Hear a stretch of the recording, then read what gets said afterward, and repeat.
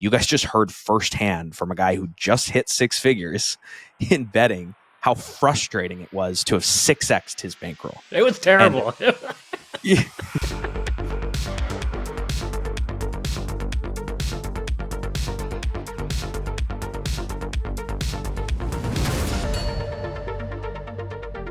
Hello and welcome to another episode of Behind the Lines, the only podcast purifying the sports betting industry. You want to see what we're all about on the inside and have a look at In Play Live? We've got that promo code for you, Behind the Lines, all caps. And remember to like, download, subscribe, follow us on all the socials at In Play Live. I'm your host, Shane Mercer. That guy over there, Andrew Pace. On today's show, big news in the latency conversation. We're seeing some major developments there. We have another sportsbook that has bit the dust, at least in one jurisdiction, and it doesn't look promising for its future. And Pace, you're going to turn the tables on me and ask some hard-hitting questions. Stay tuned for that in just a few minutes. I think I'm tough. I think everybody will enjoy that. But Pace, let's start off with this big news from Amazon. Kind of a bit of a leak here, so we're not getting anything official. But The Athletic is reporting the NBA and Amazon Prime Video have the framework of a deal that will make the streaming service one of the main homes for the league's games. So it's expected that the Prime Video package will include regular season and postseason games. Perhaps even the conference finals is kind of being hinted at in this report. They're reporting that the final contract would be for an entire decade, and that would be beginning in the 2025-26 season. So not the season that will start in the upcoming fall, but the following fall. And nobody is commenting on it. Amazon's not commenting. The NBA isn't commenting. ESPN isn't commenting on it. But The Athletic is reporting all of these details. So if true, Pace, game changer? Honestly, Shane, it's like I just look at it as what I've expected for so long. Like in 2018, I was kind of really excited about this whole, like, having really good low latency feeds that Amazon was talking about. We kind of saw them with football this year. So game changer, yes, from the standpoint of it finally happening. But yeah, I mean, give me low latency feeds for basketball. I'm a very happy camper. I think many of our viewers would be in the same boat. I'm questioning how low latency they could get an NBA game because, I think you'd probably agree it's probably the sport that has the highest latency because of the speed, at which it's played. And most of the broadcasts that we have are often, several seconds behind, 30 seconds, maybe even a minute behind on right. Some broadcasts, which is, higher than I think any other sport. Well, since you brought up latency, one of the latency discussions that's been on the show quite a bit has been YouTube TV. And obviously they came out with their lower latency product, which has been phenomenal, but it is still latent. And if you bought NBA League Pass on YouTube TV for the season that just passed, you were about 8 to 10 seconds behind the sportsbooks updating, which was the best I have probably ever seen for basketball. But I know that same feed is typically about 5 or 6 seconds behind a really good broadcast that I have for other sports. And the reason why it was a good feed is because it was coming directly from the stadium. So if you bought NBA League Pass, anyone that has ever done that knows, you get the halftime shows and like you don't go to commercial and things like that. So you get all sorts of crazy viewing experiences throughout the league when you have the games up on League Pass, but it is coming directly from the stadium without a lot of the filler stuff. So directly from the stadium with the YouTube TV latency ended up still being a great feed. If we take that same approach with Amazon, I think it's going to be fantastic. So I am very excited for it. I hope they get it and they get the whole product so that they can produce it for us the way that they intend to, because a lot of the things that we have seen is like Apple gets baseball just on Friday nights. And that'll probably segue you into the next thing that you're going to bring up about Amazon, right? Well, yeah, exactly. And I want to talk about that, this idea of it sort of all being in one place. And I hate to burst your bubble here, Pace, but I don't think that that's what's going to happen. Nah. It seems like that's, in fact, it's going to be the reverse of that. And so using hockey as an example here. So Amazon Prime Video struck a deal with the NHL. And it is going to have Monday night games, at least in Canada.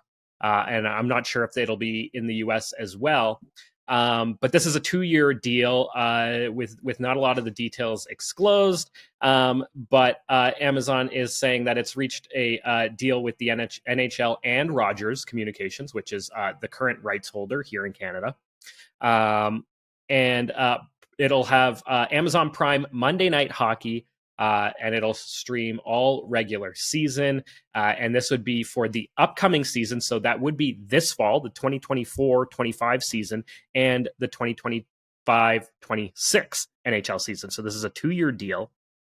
But it's just for those Monday night games. And Right. for anybody who's maybe not familiar with what sort of the sports broadcasting landscape kind of looks like in Canada, but Rogers actually purchased all the NHL rights. This was back in 2013, and it was a massive deal at the time, $5.2 billion over the course of 10 years. So they locked it up. Actually, it was more than 10 years. It was, I think, 12 years, because it was 2013, and the deal ends in the 2025-26 season. So at that point, Rogers will have to decide whether it wants to re-up. And I have a feeling like they probably won't. And I think the leagues, in this case, the NHL, but I think this applies more broadly across the leagues, is what we're starting to see now is that in the past, a big deal with a big broadcaster that spanned a decade was kind of the way to go, because it locked things up for a long time. You didn't have to revisit negotiations, and you knew what you were getting and what was expected, and you were able to sort of plan around that for a long period of time. But it sounds like now, with all of these streaming services out there, Amazon, Apple, YouTube, and the list kind of goes on, is that the streamers want to get just a piece of that pie, and the leagues only want to hand each streamer a piece of that pie, because now they're not beholden to sort of one person, and they're able to kind of pit the streamers against each other. And Right. it benefits the streamers, because they don't really want to offer every game. They just want to offer a few games to rope you in, so that you have to subscribe to their service. And then you get all their other things, And or then you get whatever. all their other things too. Exactly. So it's an interesting kind of way that it's unfolding, but I just don't think that that's to the benefit of sports fans. Right. Well, from the standpoint of getting it all with the NBA, if they offer League Pass there, that'll probably be a great product if they're the ones that offer that. I know you can get it on a whole different series of channels and things, but that would be a positive thing. For the hockey specifically, Monday night is a really slow hockey night during the regular season, so I'm not opposed to Amazon having that. I think that's only a positive thing, because I know that they do offer great feeds. And for people that are in the States going, oh, only in Canada, well, you can just flip on a VPN and use it. And I know the feeds in the US for hockey are terrible. Like, we have better feeds for hockey in Canada than the guys in the States do for the most part. So there are options there, and maybe the regular season will like the scheduling will change a little bit, where they actually load Mondays up a little bit more with hockey. But I think that typically speaking, in the fall, you don't want to compete with Monday Night Football, and then Tuesdays end up being a big hockey night. So I don't know. We'll see. At the end of the day, I think it is positive when you get a great product that's being offered on one night that's not being offered on others. That people really enjoy. Usually there will be, some sort of demand for that grows, where you go, oh, I really wish that you guys had, the Thursdays and the Tuesdays, or all the NHL or all the NBA, or whatever the case. So I think it's positive. Yeah. Yeah, overall positive, and we'll have to see how it all plays out. We also, have that big conglomeration of sports broadcasters that want to come together to create some sort of sports super stream that we covered here on the show a couple of months ago. So we'll see how it all Right. sort of plays out over time. But The Roga of streaming. yeah, basically, right? That's essentially what it was, right? Yeah. Well, on that Yeah. topic of Roga, let's move on to our next topic here. We've got a sports book that is folding up shop. Now, this wouldn't be one that's in that Roga conversation. And for anybody who hasn't followed that, we're talking about the Responsible Online Gaming Association, which is this sort of conglomerate of big sports books that say they're interested in your responsible sports betting. But anyway, I'm off on a tangent here. We've got this sports book Play Up that announced it's leaving New Jersey. So another one biting the dust here. This book actually had its license temporarily revoked last July, and it's kind of had a bit of a spotty history, shall we say? But Pace, your take on this? Well, we've with the lens we have at In Play Live, we've seen guys like Gosu, that are in Tennessee. A guy pulled one of their really shady books that's licensed there, pulled a bet back saying the integrity of the game was in question. Yeah. Which there's just like saying the integrity of this sports betting event was in question. So we've just voided your bet rather than paying you out. And some of the play ups and maybe some smaller books like that have some really shady practices that did get a license, that they're just not going to get away with that kind of stuff in a regulated market. And I do think this is a good spot. And I think we could do a whole episode on this, Shane, but just some of the battles that I've had getting paid. I think this is a good spot to bring this up. If you're a member of In Play Live and you're having a hard time getting paid by a sports book, use us as a resource. If you're not a member of In Play Live, we do have in our free tools section on the In Play Live website kind of like a template of who to contact and how to contact them. But oftentimes going to the regulator doesn't necessarily bear fruit. There are lawyers and other methods that you can use to get your money. There's different online services that you can reach out to. So I would just say if you have had issues relating to getting your money from some of these shady books, never hesitate to drop a comment below or send us a DM on Instagram or something like that. You can also join our free Discord channel, which allows access to then some people like myself and Shane, where you could drop us a note and say, hey, I had this issue, and that allows us to kind of lend you a hand with some of the challenges that you've had.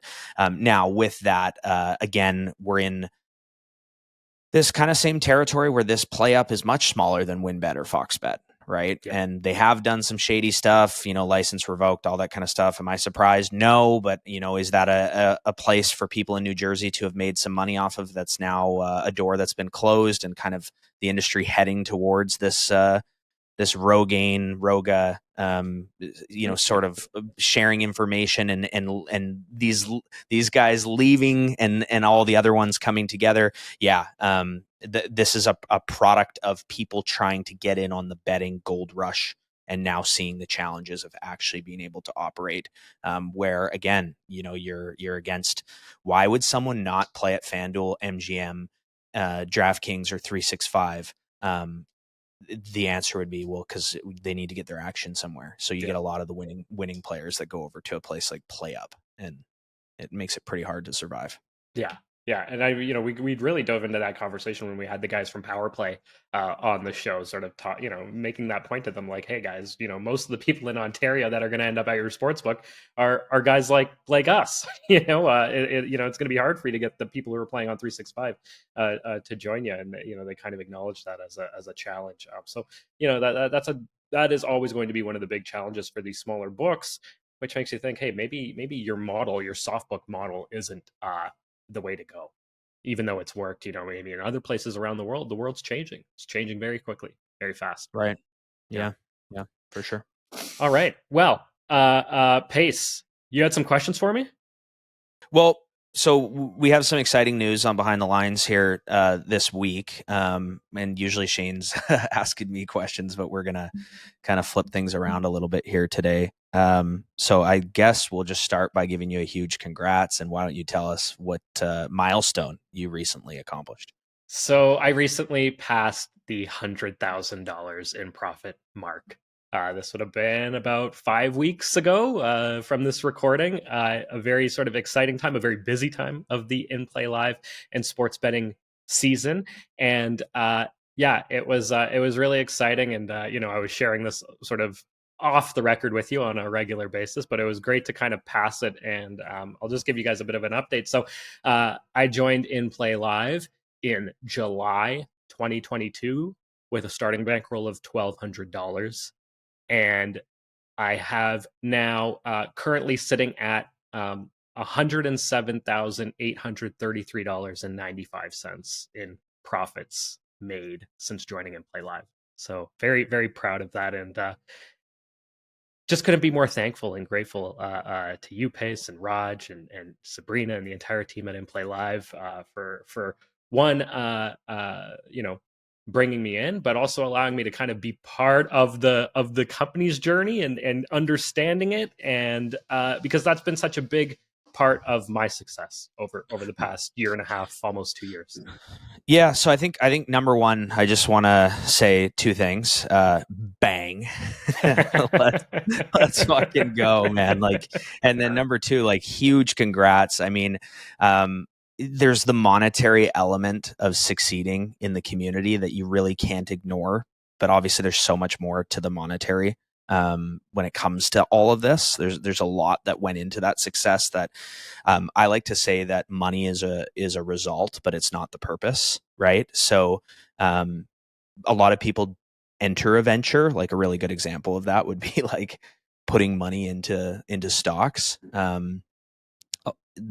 Typically your goal there is money, and you could argue that with In Play Live, you're like, okay, my goal is money, but money really is a result. And I'm sure that you've learned a lot along the way. But yeah, so Shane, I mean, you said July of 2022, $1,200. Yeah. So why don't you like kind of give us just like a quick background of before In Play Live, like what led you to actually join, and then maybe just like, those first few months and what it was like from a profitability standpoint, and how that sort of the first part of your journey sort of unfolded there.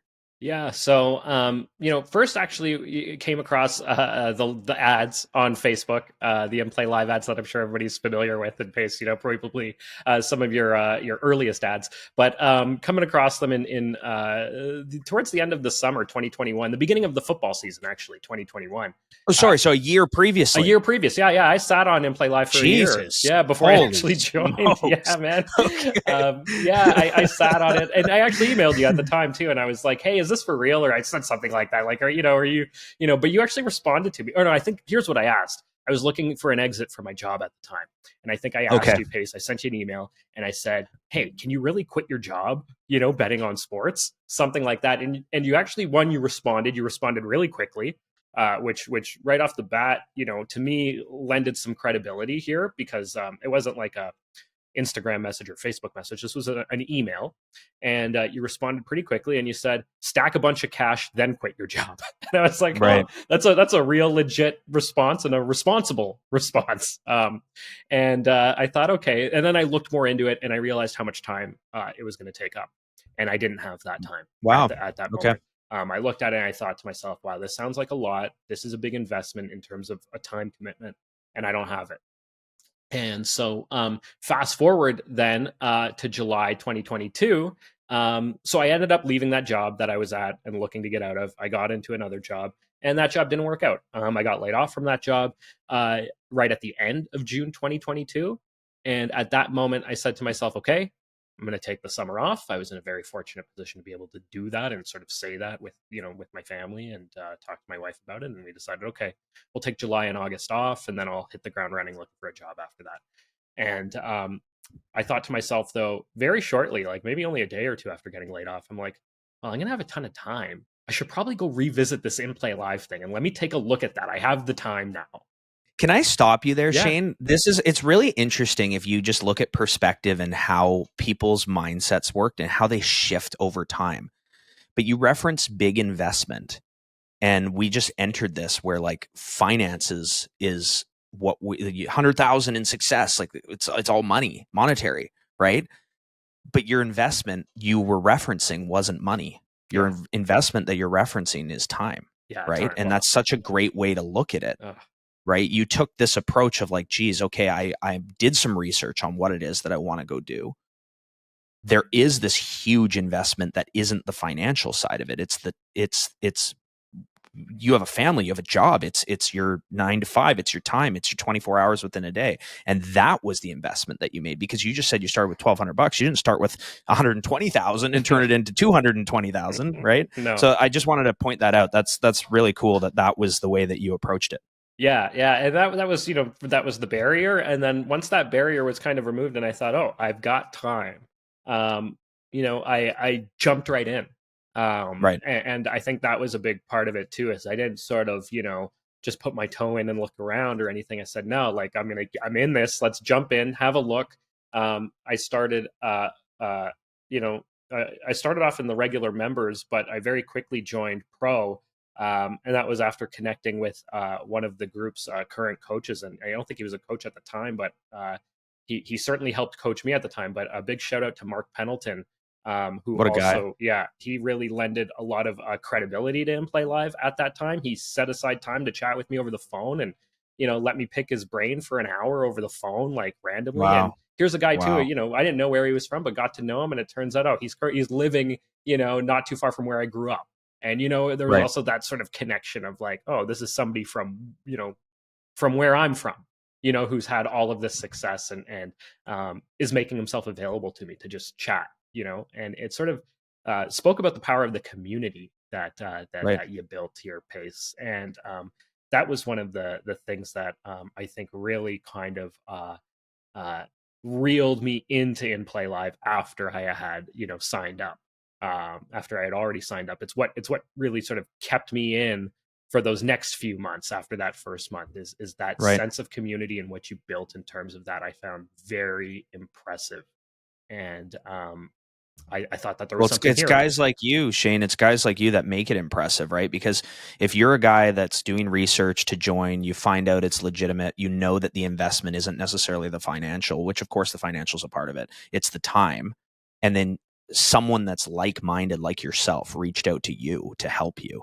It gives you the opportunity to now, of course, do the same. Like, that's an incredible story, right? And like, when I hear that, I think to myself, like, geez, like, I really am not, I didn't have a lot to do with that. That's the power of the people inside of it that have really got you started, right? At this point, you're not even really started. These are the people that are just kind of giving you some advice and, getting you going. Anyways, keep going. Well, and it's funny when you say that too, because, they got me started and gave me advice. It was some of the best advice I probably got was in that first, couple months there and from a guy like Mark and a few others. But, I'm also laid off at the time, right? You got to put that in perspective. I don't have a job. I don't have a source of income and I want to make some money. All right. I'm willing to put in the time, but I want to make some money and I need it now. Right. I don't want to, there's a feeling of urgency there. And I think that's probably true for a lot of people when they first join, is that there's this sense of urgency. You need the money, you need it now, and you want it all right away. And I think Mark really helped sort of put things in perspective for me that settle down, Shane. Yeah, basically, it's not going to come right away. You've got a steep learning curve ahead. I don't care how much you've bet on sports in the past. I don't care what success you've had betting on sports in the past. You've got a big learning curve ahead. And man, was he ever right. Like I'm somebody who has bet on sports for a long, long time before I play live and had some major success. I had a $26,000 hit off of a $20 bet when I was in my mid 20s. And that was massive. And I've had success since then, doing some of those old things that I did before in Play Live. But never to this extent. And so I was sort of somebody who thought, I know sports betting. I like, oh, this will be easy for me, but it wasn't. It was hard, Right. man. It was hard, and Right. yeah, those first 6 months were really challenging. Okay, so do you know approximately like how you did in those first 6 months? Yeah. So, July 2022 to say December, the end of the year, 2022, I did, it's like I said, started with $1,200, and I grew my bankroll to about $6,000 in that amount of time. And we're I gotta, talking. I gotta, I gotta stop you again, Shane. Like, okay, so I laugh at that immediately as I hear it because, really tough time, um, struggling, all this stuff, and then you nearly 6x your starting bankroll. And like, I look at that and I sometimes, again, going back to like the investment discussion from a financial standpoint, you look at ROI and you go, okay, Yeah. this is a guy who's putting a lot of time into something. So from like a time standpoint, you could go drive Uber and make more than that $5,000, no problem. Like no problem. Yeah. You can make that in a month easily, driving Uber. So like you could look at that in a lot of different ways, right? And I know that I've had members reach out to me in the past. They maybe started with like $200 or $500. Even recently, I've had this got brought up to me, and they maybe they made $5 in the end of a day. And they're like, well, why? I could have been out driving Uber. I could have been out, doing this or that. But from an investment standpoint, when that ROI and that scalability starts happening, this is where obviously you can start compounding. And I guess the message here is you guys just heard firsthand from a guy who just hit six figures in betting how frustrating it was to have 6x'd his bankroll. It was And terrible. but you know what I mean? Because and that's where, again, you bring in this element of time. Yes. So the initial Exactly. time investment is really what it's all about from the standpoint of not getting the ROI on your time, Yeah. but getting the ROI on the actual investment and initial investment. That's where when now scalability comes into the conversation, things can be really go to the next level at this stage. So anyways, $6,000, you're super frustrated. I am super frustrated. I get that. Looking back, it's easy to say, yeah, hey, you 6x, that's huge. That's amazing. But try telling that to my wife during that time. Right. Right. Okay, so keep going. Right. Where do we go from here? So, we're at the end of December now, and you'll remember this too, Pace. November being a very, very tough month, November 2022 being a very, very tough month. And that was important, I think, for me in my journey, just because I was able to watch you, and not just you, but some of the other pros as well, go through that and see how you handled that. And while I'm also, losing with you in those moments, I'm not losing anywhere near the amount that you guys are losing, and I'm able to sort of be like, whoa, thank God that's not me, but anyway, we get towards the end of the year there, and I'm thinking to myself, okay, this is like, again, this has been tough. I put in a lot of time. I haven't made the kind of money I was hoping to make.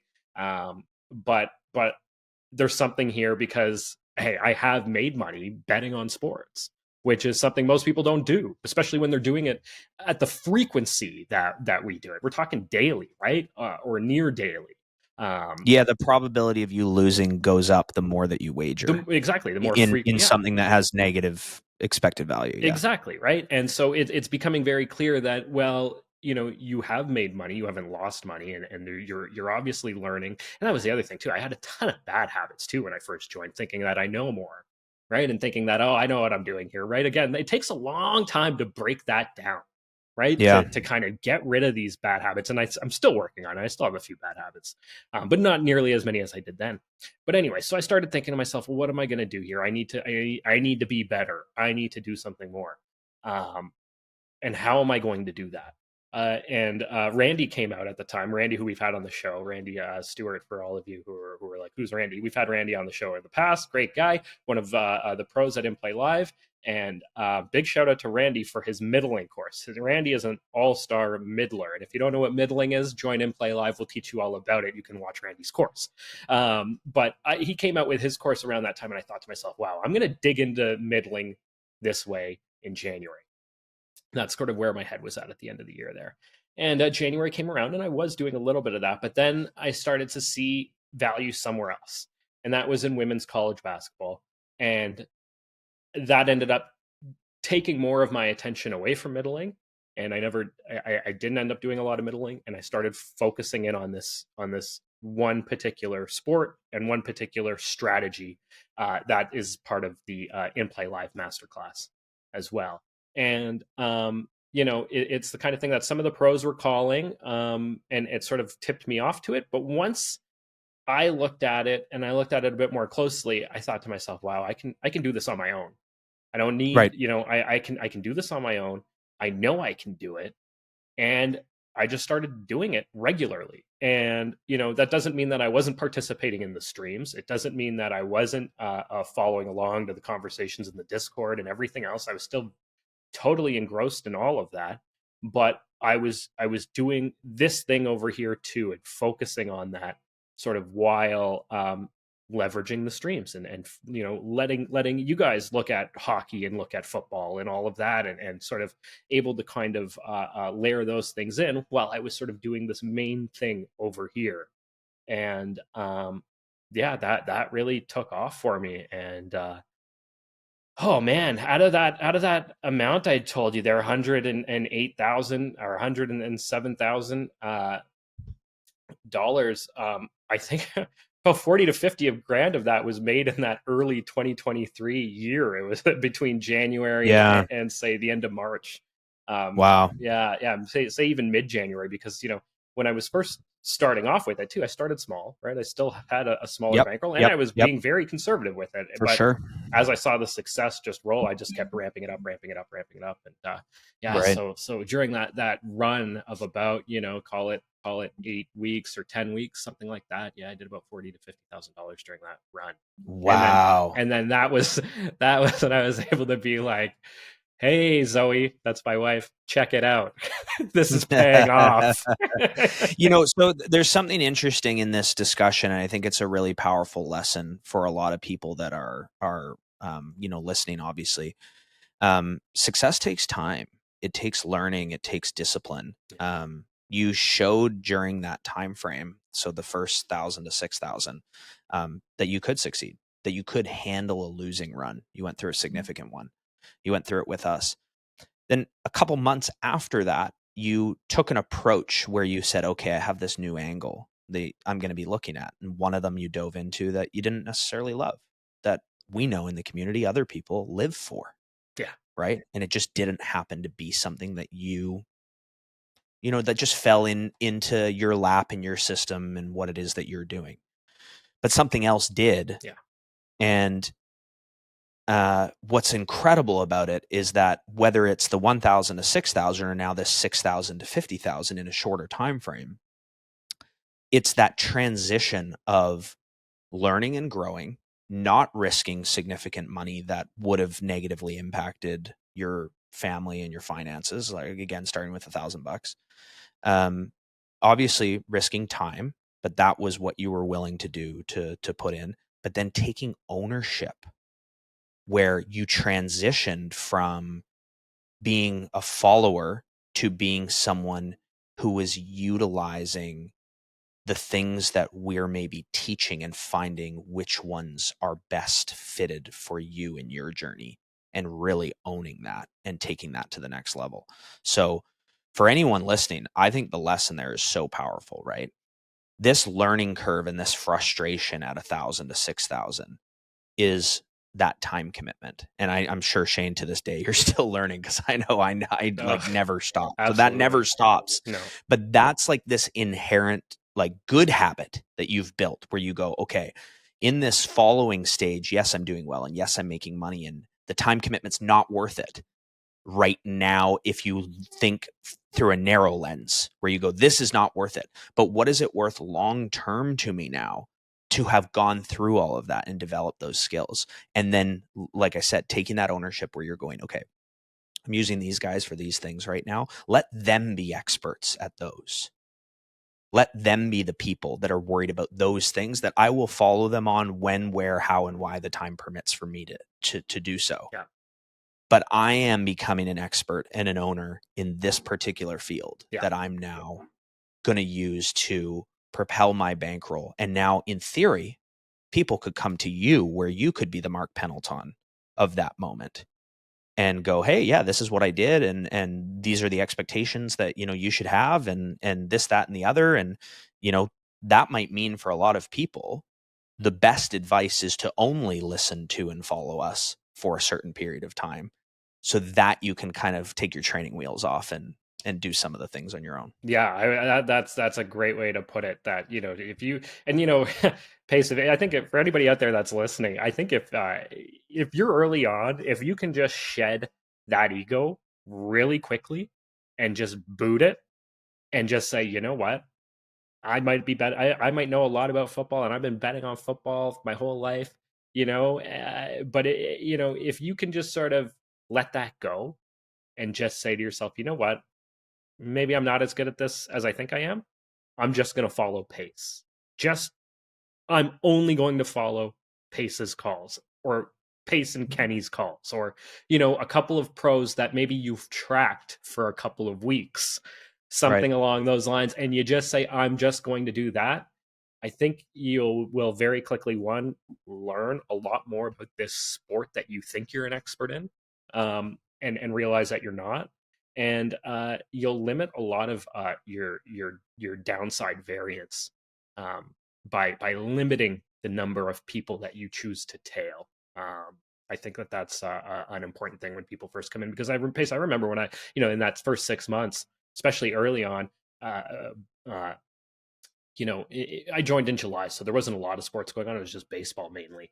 But let's fast forward a couple months to, say, September, when things start to ramp up a little bit. September and October, right? You got football in. Now we got football, baseball, playoff baseball, NBA's rolling in, NHL's rolling in, and college football, Pace, which I know you're a huge fan of, and you're right into it.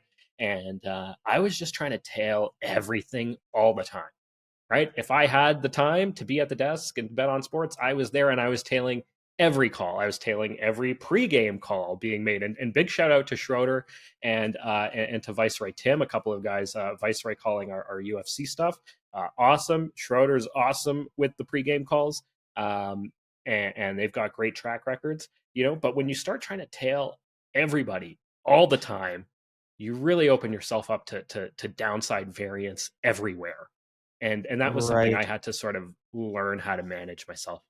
But I think if you take that a step further too, Shane, one of the things with this industry is this whole FOMO, you know, you can't miss out. You kind Yeah. of just touched on that. But you also might start wagering a bunch of other people's bets as well. Like a buddy might say something to you and you take that too, or like someone that's not a pro in the group that's like just firing picks out. Like we see a lot of guys that will come and go that don't, you know, kind of drop their ego, and they're just firing their picks out, and a bunch of people take them because they won like 2 in a row at one point and they only see the Yeah. wins. They didn't see the losses, and you end up taking all these bets rather than owning everything and taking responsibility and staying in your lane and, you know, doing what works for you. Yeah, so that's definitely something that's really important. So it sounds like you almost graduated from feeling like you have to be in on all of these different things to going like, hey, I'm going to be working from this time to this time for these Yeah. reasons, right? Yeah. And if those other things, you know, if Pace has a great hockey call during that time when I'm already working, then cool, I'll tail that hockey call. You know, but I am going to be focusing on this over here, and that's my primary focus. And that's kind of, yeah, that was kind of my approach at that time, and that was kind of my approach again this past season as well, in a lot of ways. But it didn't quite go exactly as I had planned. Yeah. So okay. So you kind of hit 50,000. I think we're kind of Yeah, into it. We're into April we're of into, yeah, so 2023 now. we're So exactly. walk us through the next 50 G's. Well, then this was almost harder. I would say this was harder, which is strange because usually it's not, right? I think a lot of people find it easier, but I also, there's going to be a lot to touch on here, Pace, because we're going to get into the conversation around scalability and bankroll. And my approach, I took a very deliberate approach back at this time, that I knew I was limiting my scalability, and we can kind of get into that a little bit, if you want. But Sure. just to give you sort of a quick sort of Cole's notes of the past year, I didn't do a whole lot of profit from April to, say, September. in that time frame. Did fairly well with playoffs, NHL playoffs, NBA playoffs, but then tried to do a lot of baseball stuff that didn't work out. Stuff that I had some success with when I first joined in Play Live, but the amount of time put into this one particular strategy and the ROI made it pretty clear that it wasn't worth it. Also trying to apply some of the same strategies that I used for women's college basketball on other basketball around the world. Not a good idea. Don't do that. Oh, I love it. Right? Like, I think there's probably a lot of people who go through these things, right? When you find something works, well, if it worked over here, why can't it work over here? Or maybe I can find a way to make it work over here. But, at that point, it's like a square peg into a round hole, right? It's just not going to fit.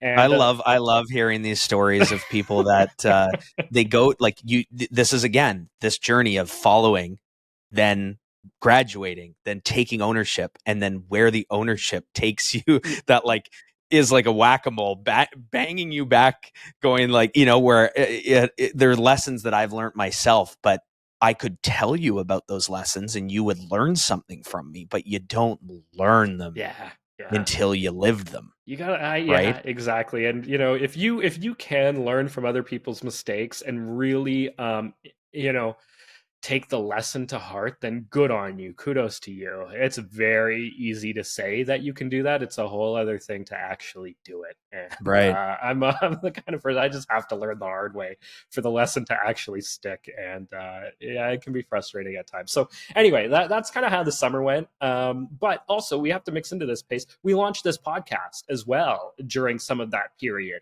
And to say that this podcast, is sort of ancillary to my success would be a complete understatement. It is fundamental and foundational, I think, in a lot of ways too, because we get so many people on here, and I get to talk to you on a regular basis, and I get to talk to some of the other pros on a regular basis, and talk about the industry as a whole, and just be immersed in it. So I don't want to downplay that side of things, and I'm really happy and proud of what we're doing here on the podcast. So that leads us through the summer, and I come to Vancouver for the retreat. I meet you, I meet a bunch of the other pros, and we hang out, have a great time. That was really awesome, and celebrate the success of the previous year. That was super cool. And meet a guy like Mark Pendleton in person, and a few of the other guys that I've sort of formed a bit of a group with, guys that I could bounce ideas off of and bounce things off of through the year, and just collaborate with.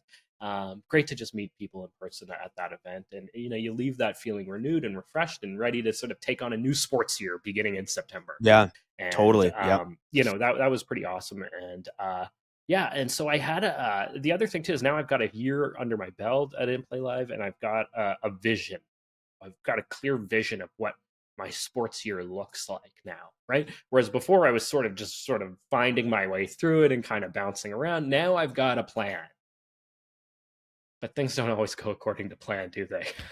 No, I mean, you kind of actually alluded to that with the previous baseball season. You referenced a strategy that was working that maybe wasn't the next season. And it's so easy mentally to be like, oh, I'm so excited for this now, and do all the same things, and then think they're just going to work forever. They don't necessarily, it doesn't necessarily work that way. It doesn't work that way. It doesn't work that way. And so anyway, football, though, was a real bright spot in that, because the previous football season, I was still in that very sort of small number area and growing. And yes, I was 6Xing, but it wasn't, it was a lot of frustration going on there. Then this football season was just like, it was nice. I was learning more. And I think the In-Play Live strategies shifted a little bit from the previous NFL season. And they evolved. And I was able to sort of really approach that from a learning perspective. Whereas the previous NFL season, I was still caught up in a ton of bad habits, still thinking I knew more than other people, still thinking, all those things. Whereas this NFL season, I was like, all right, I know, like, let's see what they're doing, see how it works, and sort of follow along and sort of embrace the changes and kind of just go with it. And there were some really, really solid football strategies that kind of, sort of helped me get back on a path to growing the bankroll again and sort of ramping up again. And that was a fantastic NFL season. And, come September, Shane, is your bankroll below 50,000 now? Yeah. So, well, okay, let's talk about that then. This is another aspect. And this gets into the conversation around scalability. So I made very conscious choices after my run to reduce my bankroll and take my profits. Now, Pace, Oh, okay. you will advise Okay. against this. And No, I won't. well, I mean, I absolutely won't. I think you have, but maybe in this case you won't, or in certain cases. But you know, I knew. I guess the point is that I did this consciously, knowing that taking profits, taking the money that I've made and pulling them out of the books is going to significantly inhibit my ability to scale. And Sure. I was okay with it. I made that decision. And so for basically that whole April 2023 to say September 2023, I operated with a $10,000 bankroll. Okay. I took all that money out, put it in the bank, and I've used it to pay for things, big things in my life, big things I wouldn't have been able to do without in-play live. Anything you want to share? Or? Well, the biggest thing overall is my wife's education. So wow. During this, during all of this, a big part of what came up, and my wife, my mother of my 3 wonderful daughters, she's had a lifelong. Man, that's powerful shit, dude. She's had a lifelong goal of becoming a teacher. She did her undergrad, and in the final year of her undergrad, we had our first daughter, Stella, and that would have been 2013. Fast forward now, it's January 2023, and I'm just getting on this hot run, right, of betting women's college basketball, and my wife comes to me and says, look, like, I'm never going to be able to make more money in my career unless I go and I get my teaching certificate. So this was something that, she graduated with her undergrad, but never took the next step to become a fully certified teacher, because we started having kids and having a family and all that sort of stuff, right? These are the challenges and the balancing act that women have to do in our world and in our society. And anyway, she came to me and said, look, I want to take this program. It's a master's course. It'll also get me my teaching certificate, and it's going to cost about $40,000 US. Jeez. And if this had happened any other time in my life, it would have been like, are you fucking kidding me? We can't afford that. What are you talking about? There's no way this is going to happen. Blah, blah, blah. Yeah. The excuses would have piled up. But guess what? I was crushing it over here at In Play Live. And you know what? I didn't even... Also, this too. In Play Live changed the way that I think about money in a lot of ways. But that's a much bigger philosophical conversation. And anyway, in the moment when she came to me, I just said, cool, do it. Sign up. Go. Wow. Just like that. Bang. Didn't even think twice about it. I'm like, cool, go for it. We'll figure it out as we go. And here we are a year later. In fact, Pace, this is her last week of school. She graduates coming up. Wow. At the beginning of May, she will be graduating. I got chills, man. That's fucking nuts. Like, when you talk about time investment, money investment, investing in education like this is a lifetime of reaping the rewards of that investment. And so when you look at it and say, I made that chunk of money during that time, and I pulled all that money out. I didn't just pull it out and spend it on stuff, right? I pulled it out and I invested it in my wife, in her education, in your family, in my family, your family, and so that she can now go and she'll be a fully certified teacher come in just a couple of weeks, and she's got a master's degree as well, which sort of helps catapult her up to a higher pay level. In the province of Ontario. And so it's you can it means you can retire. It means I can sit back and relax a little bit. It was the best investment ever. No, that's incredible. Okay, so anyway, huge congrats, right? Thank you. Yeah, go ahead. But this gets us back to that whole conversation around scalability. So I pulled this money out, right? And then I consciously said to myself, and not just to myself, but to a couple of the guys in my group, I said, look, I'm going to operate with a $20,000 or a $10,000 bankroll, right? And they're like, really? Like, mixed reviews. Poor you. Right? Yeah, but poor you. Well, sure, right?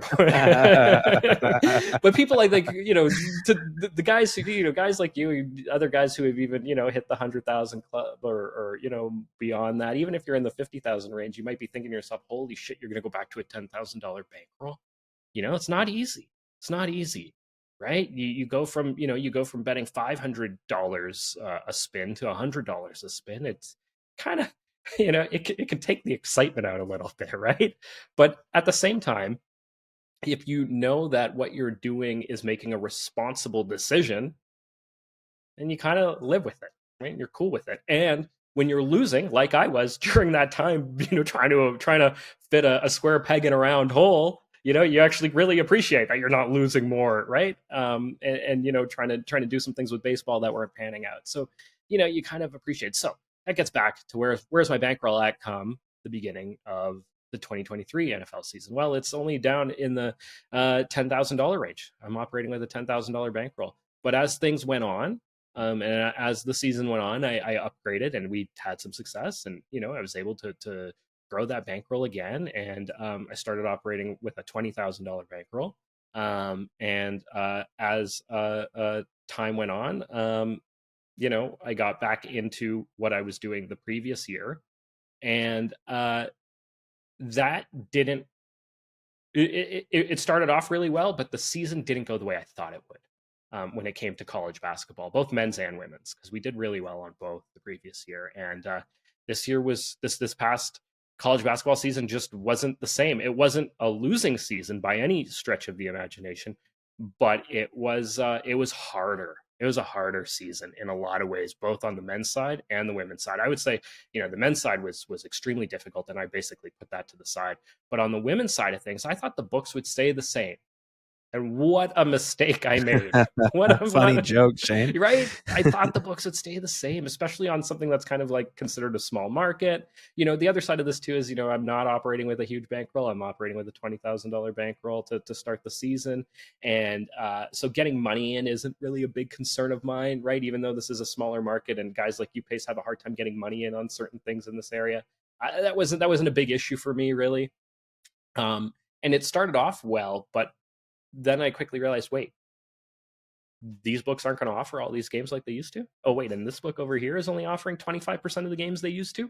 Oh, and that book that I used to track all the games is only offering a quarter of the games, and I can only track a quarter of the games that are taking place on this book now. There were a whole bunch of challenges that it's not even like I just didn't expect them. I didn't even consider that it was possible that this could happen. Right. It was a real sort of it was a definite learning experience again. Right. But all of that to say, I found ways to make it work when it came to women's college basketball, and was able to close out the season, close it out well overall. So yeah. And that's kind of what got me all the way back up over that 100,000 mark in profit. Right. So again, just putting things into strictly like investment ROI, not time ROI. Yeah. If I look at your journey, we're talking about 1,000 to 6,000 approximately in those first 6 months, 600% ROI. Then like the 6,000 to $50,000 jump in like 3 months. Yeah. Right. Yeah. Very and fast. that being like a real successful run there, but that's like a 900% ROI in that 2 month time frame. And then this reset, which also included some losses, reset with the big purchase there, and then this $10,000 to essentially $60,000 run again. And that one you're happy about. It's the same. You look. What's the ROI and time frame? What's the ROI and time frame? Wow, right? Yeah, that's hilarious. I never even thought about the big but like if I'm listening to this, like some of the key takeaways are this time commitment being the investment, but the time commitment compounding from the standpoint of now you have leveraged this first 6 months in such a massive capacity because of the success that it's going to bring your wife and your family long term. Yeah. Like what a leverage there. So you put in this 6 months up front that's going to be that was painful, that is going to give for the rest of your lives. That's going to be a better pension. That's going to be a better income year to year. That's going to be something that's like a huge learning lesson for both you and your wife to teach your daughters of like short-term pain, long-term gain, and what you went through there. Yeah. Right. So it's a time that you were mad, you were frustrated about. And then the next is just taking all those. Obviously you have that 6 to 50 is like that was a real big, few months there. That was huge. Freaking massive. Yeah. It was freaking massive. It really was. Yeah.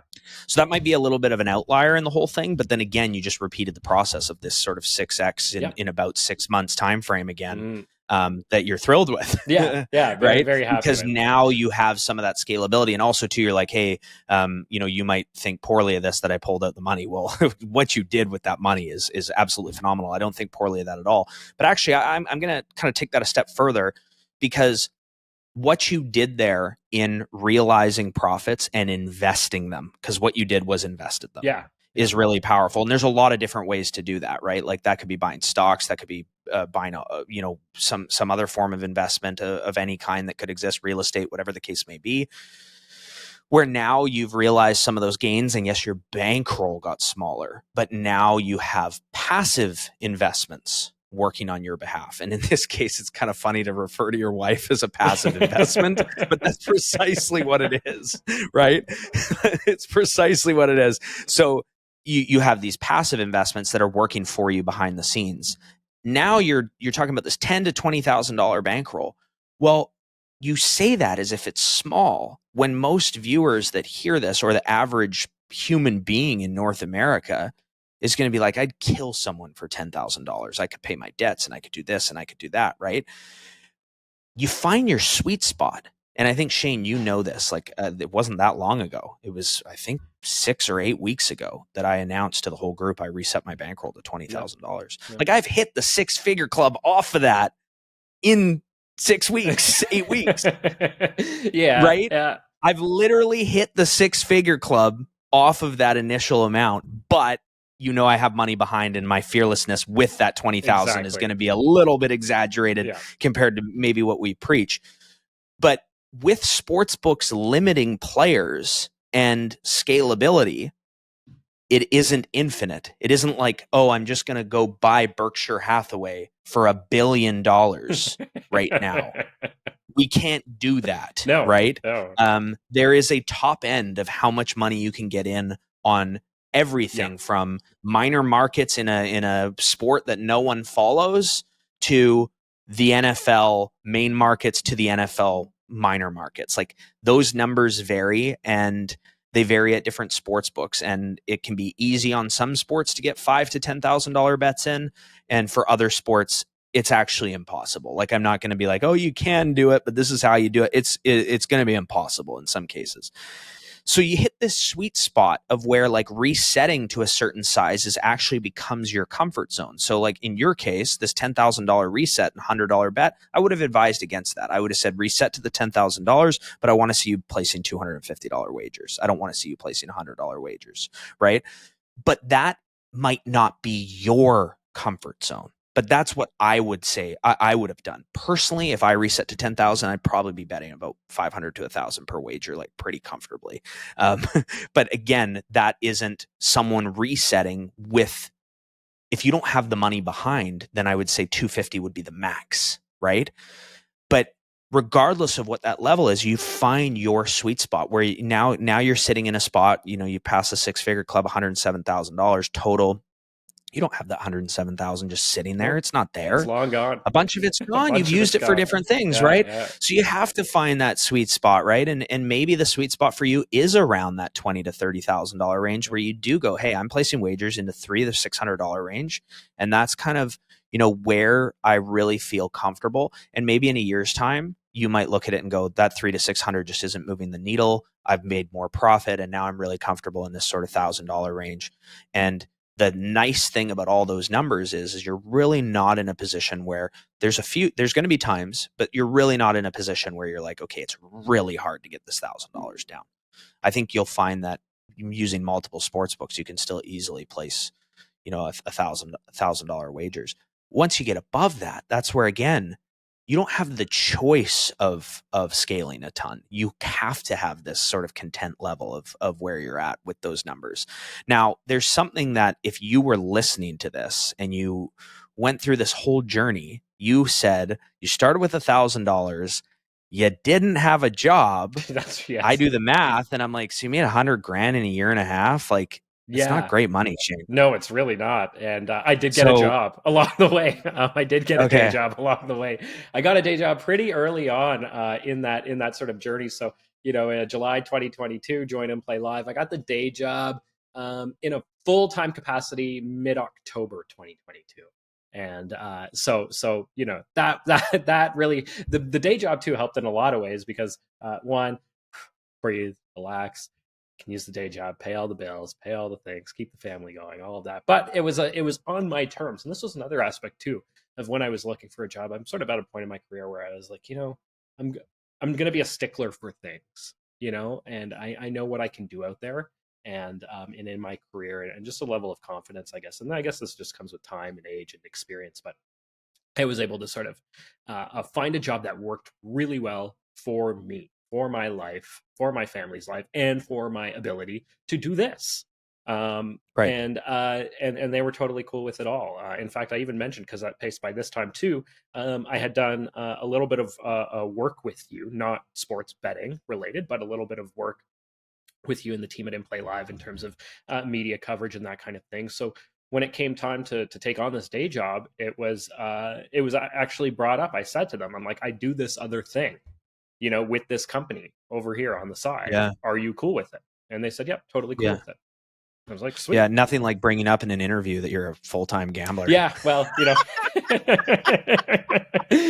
this wouldn't have been the first interview. This would have been, a couple in. But yeah, bringing that up. You'd sign the contract. Hey guys, I gotta let you know, I gamble on sports full time. I bet on sports full time, awesome. and work with a sports betting company. So yeah, look, I have that, and here's another side of things too, right? Like, a lot of people want to, and it's funny, when I first reached out to you, my idea was, hey, can I quit my job? Right? Can I quit my job and do this full time? That's sort of what I had envisioned.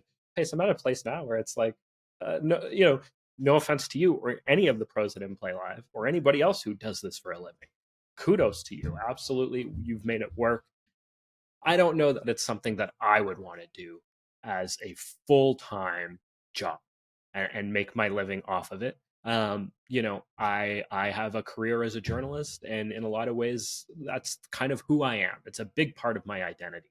And right. I like to think that I do some important work, at least some of the time, in that capacity. And it's just not something that I think I would ever really leave behind. But I was talking about this with a few of the other guys I didn't play live before, and it was like, how much money do you need to make from sports betting before you would say to yourself, I'm willing to give up all this other money over here, right? So if I have a job like I do that allows me to still be able to bet on sports on a regular basis and have the time to do it, right? Because I work from home, work remotely. I have more time than maybe somebody else who's doing a 9 to 5 that has to commute an hour to work every day.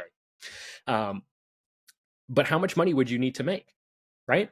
And I started thinking, like, I would need to probably make $500,000 a year off of betting on sports before I would even say to myself, I don't want that money over there.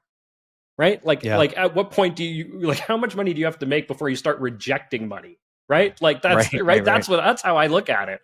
Right? Is how much money would I need to make to say that, let's just say, for example, $100,000 a year in Canada is an excellent salary. I think most people would kind of say that, and it's becoming harder and harder to live off much less than that these days. But, in the past, that was sort of kind of the sunshine list, right? Somebody who made $100,000 a year. So how much money would you need to make off of sports betting to say you don't want that $100,000 over there? Sure. Right. Yeah. And that's kind of the way I look at it. So, yeah. And I think that too, though, just like from a skill set standpoint and everything that we do, like you said, you look at money differently now. And I'm sure there's probably we could go on for hours about, some of the different things that you've learned over the course of, the sort of year and a half or, approaching 2 years of doing this. But, the worlds can start to collide, and those opportunities could very much come your way in the future, where it's like, hey, journalism, sports betting. Yeah. Right. Yeah. So and there's definitely a market for that out there. Absolutely. Yeah. Absolutely. So, I think it's really cool. One kind of underlying theme in this that we haven't brought up was just like, you didn't do this as a living with a $1,200 start. You had 3 months to kind of get started with it, but you got a full-time job. So full-time job, wife, 3 daughters. So let's just touch on that. How have you managed to have them be okay with it? How have you managed your time? Well, because the reason why I say it, Shane, is probably the biggest reason of why people wouldn't do this, or that try it and don't continue to do it? Yeah. So a couple of things on that. The day job that I have now, like I said, working remotely, allows me to be at home. I'm here. I don't miss dinners with my kid. I tuck them in at night. I coach 3 soccer teams, all 3 of their soccer teams. Right. There you go. Add that to the plate of the things that I just brought up. Yeah. Right. But like, that is time spent with them, right? Having fun with them, playing with them, giving them time and attention. And that is something that I didn't do for a long time. Wow. And that's something that I didn't get a chance to do when I was at that job, when I was reaching out to you and emailing you. And right? before you were betting. Before I was betting. When I was in that more powerful shit. When I was in that job owned my life. Like, yeah. And I don't even, that's not an exaggeration. I was I'm working for a 24-hour news channel, and not only am I working for it, but I'm in a sort of a supervising kind of role, a management role. And so that means doing on-call rotations, long days, like literally working from the moment you wake up to the moment you go to bed. And then when the weekend rolls around, you might have the weekend off, but you're on call. So if shit hits the fan on that weekend, you're getting a call, and you might have to work at the drop of a dime. Shit always hits the fan. Shit always hits the fan. And so, and I did that for a long time. I was in that one at that one workplace for 10 years. And so, wow. When you talk about time management, I'm at a point in my life, and have been since joining In Play Live and throughout it, where I've been able to give plenty of time, and I have found plenty of time to give to the family, to the kids, in order in ways that I was never able to do before. With sports betting and that side of things, it's easy to kind of just leave it at times too, right? It's like, we have a soccer game tonight. All right, I'm gonna miss this game, or this, we've got, towards the end of May, the soccer season will begin, and we might have a couple of playoff games, maybe an NHL playoff game and an NBA playoff game in the same night. And if I can be there for it, then I'm there for it. And if I'm not there for it, then I'm not there for it. And that's not a big deal. So, I mean, I guess what I'm hearing there, because I think there's a lot, right? The perspective is everything in life. You came from a perspective where everything that you now had with them was like a bonus. Yeah. Because you didn't have what you wanted, or you didn't have it at all to an extent. So you have this great perspective. It allows you to then categorize things. You're not betting while you're coaching. No. I mean, right? You these are the times that I'm doing these things with my family. This is why I'm doing it these times. And they probably know on the alternative, like, daddy's working right now. Yep. I'm going downstairs and I'm helping mom go through school. I'm here's the next, 50,000 for, our trips, or, which obviously isn't an investment in something monetary again, but might be an investment in long-term happiness and experiences. And a lot of these discussions, I'll talk about things that will end up being monetary, but at the end of the day, what if you and your family never did anything together, and because you're just such a stickler for all the cash that you have, right? So there's a lot into it. But full-time job, 3 daughters, wife, full-time sports bettor, and coach more soccer teams than Zinedine Zidane there. So Shane, man, huge congrats. You're a testament to the success that we preach in the community. It didn't come overnight. Obviously you spent a lot of time, and it's not over yet. It's nowhere near over yet. You're just getting started. I do feel like you're just getting started. I really do feel like I'm just getting started. Yeah. Yeah. So, I mean, you emailed me up front, kind of checking into the validity of what it is that we did. You did research before joining. It took you a year, maybe took you a little too long. You once you joined, you asked for help. You gained perspective on your first 1,000 to 6,000, but it took you a lot of time to gain that perspective, but you continued to learn. You took ownership for your bankroll. That led to you doing some of your own things through some of the strategies that, we coached, but owned that, became an expert in that area, while letting us become experts in the ones that we were.